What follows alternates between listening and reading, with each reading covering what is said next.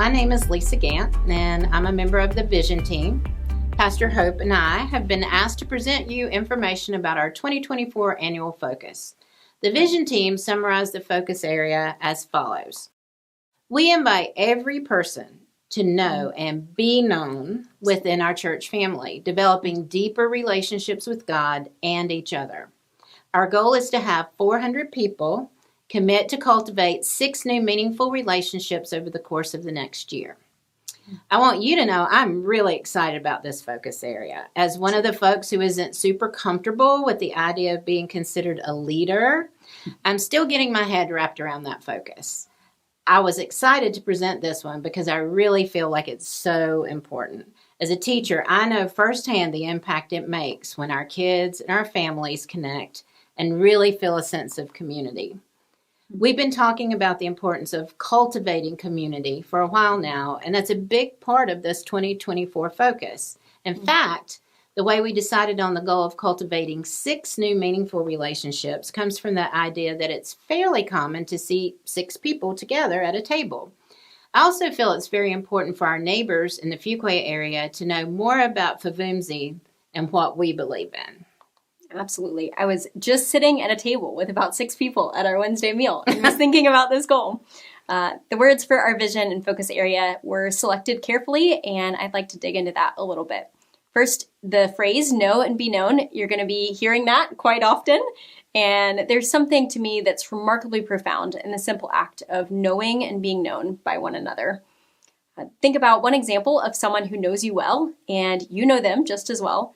And think for a second about what that feels like. Now, stop and think about our God. Our God created the universe and everything in it. And that God knows you and wants to be known by you. Let that sink in.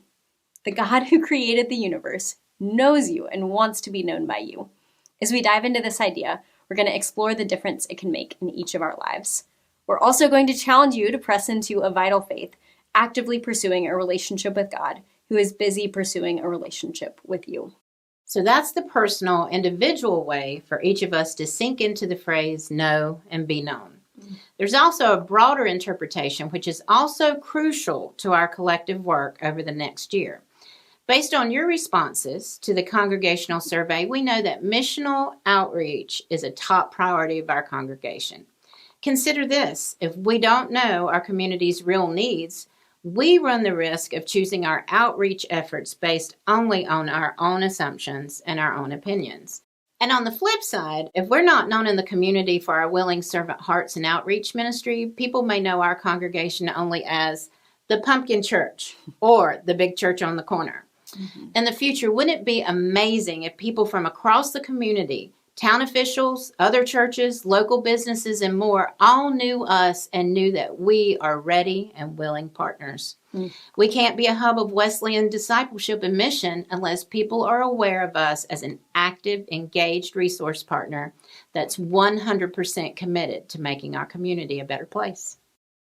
Now, for the 2024 focus, you'll remember that our goal is to have 400 people commit to cultivating 6 new meaningful relationships over the course of the next year. The second phrase I want to discuss is new meaningful relationships. Now, some of the questions we've been asking in the Vision team is, what does new mean here? Or even what does meaningful mean? You might hear this and be wondering, who's going to be checking to see if we achieve this? And don't worry, there aren't going to be any relationship police walking around ready to check for compliance.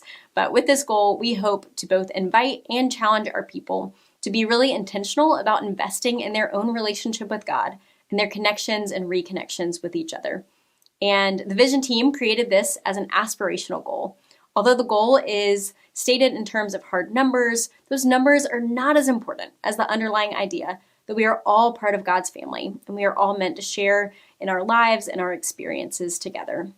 We were made by God to be in relationship with one another, and the intent for this goal is the impact, not the quantity. Any investment each of us make in demonstrating love to the people around us glorifies God and represents success. Our annual focus goal is an extension of God's call for us to live in community. Time and again, we see through Scripture the importance of disciples living, learning, and growing together as they deepen their relationship with God.